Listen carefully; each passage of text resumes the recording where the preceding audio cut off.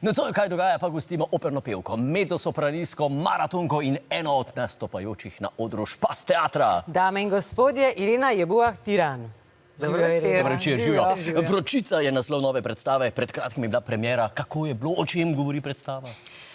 Bilo je super, publika navdušena, me tudi zadovoljne, me trem z Nino in Špelo. Ja, nač govori o vsem ženskem, ne, recimo. Ja, ampak je tudi predstava za moške. Absolutno. Kaj pa govori ženskam? Ker, ja, veš, govori o tem, kako se mi počutimo v menopavzi, recimo, pa kako se lahko pač potem boljš počutiš v menopavzi. Predvsem pa veliko pojemo, no, to je bistvo. Pa plešemo. To je bistvo. Tam sem jaz brala v opisu predstave, da povejo one končno svojim možem, pa mamam, pa prijateljicam, kaj jim zares gre. A si črpala kaj tudi z svojega osebnega življenja?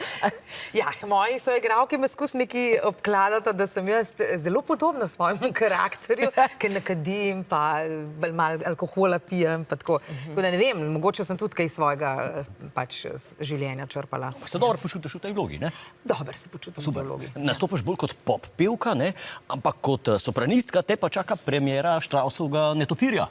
Tako je, v Novem mestu pripravljamo premiero Netopirja, kjer bom pela vlogo moškega, orlovskega, tako da bom imela eno tako imenovano Hosenrolle oziroma hlačno vlogo. Kdaj štarta premiera? 8. december, ja, v Novem mestu, Kulturni center Janeza Trdine. Super, se veselimo. Ja, jaz tudi. Kje se pa bolj počutiš, v teh bolj pop vodah ali v operi? Kaj ti je, a ti je oboje super? Jaz bom tako rekla, da se najbolj povežem s svojim glasom zagotovo v operi. Pač, meni je klasična glasba še zmeri nekako tista prvinska.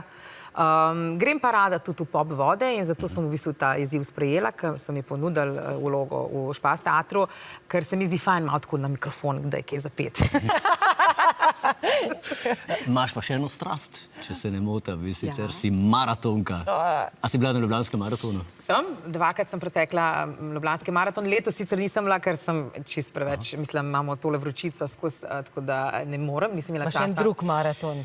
Ja, pa še en drug maraton sem pretekla, ki je pa meni zelo pomemben in sicer dobrodelni operni maraton. Ok, kako pa to izgleda? To pa izgleda tako, da pretečeš 48 kilometrov, ker sem hotela povezati 4 občine Dolenjske in sicer Šmarješke Toplice, kjer sem jaz zdaj doma, Novo mesto, odkuder je moja mama, pa kjer sem celo pač otroštvo in mladost preživela, potem Šentjernej in Škocja. Sem en tak krog naredila, no, vmes sem se pa na 7 postojankah ustavila in sem pela operne napeve. In sicer sem želela, da nas je več, da smo skupaj in sem povabila svoje prijatelje, operne pevce in pevke. Ena izmed njimi je bila tudi moja bivša učenka, na kar sem še posebej ponosna, Ana Berus. Tako da smo potem peli duete, tercete, kvartete. In ljudje so se kaj tam nabrali okoli, je bil žur? Eni so tekli z mano, imela sem tri res fejst fante, ki so mi pomagali. Brez njih bi težko, priznam, ker so mi podajali vodo, pa vse te napitke, pa te stvari, pa spodbujali, no, pa so se pa naključno priključevali in pač odključevali. Tako da v bistvu mislim, da 4 smo pretekali celo razdaljo, ja. In pol, ti si zbirala neka sredstva, ne? Tako je, zbirala sem pa denar za 4 mlade, pač, se pravi 2 mladenki, tekačico in pevko, in pa 2 mladeniča, tekača in pevca. Ko pa tečeš, a poslušaš glasbo? Ja, velikrat tečem. Kjera je za Oklanc, kjera je za Poravno, kjera za po asfaltu, kjera za po Makedamu, daj malo povej, da bomo vedeli. Moj očka ima konička 2, recimo za Oklanc. Za po asfaltu pa ne Sondorma. Ja, recimo. Ja, ne, velikrat v bistvu se učim tekste na pamet, oziroma pač, ko moram memorirati kakšno vlogo operno, pač YouTube ali karkoli, ali si sama posnamem prej in potem s to mehanično ponavljanjem pač nekih gibov gre hitreje v podzavest. A res? Ja. Ok, zanimivo. Za drugič. Mogoče moram predodajati na en maraton, pa si ponavlja tekst. Recimo. Pa ne bo treba teh papirčkov. Ne, to sam da zgleda, malo reklame naše Jaz zelo berem, priznam.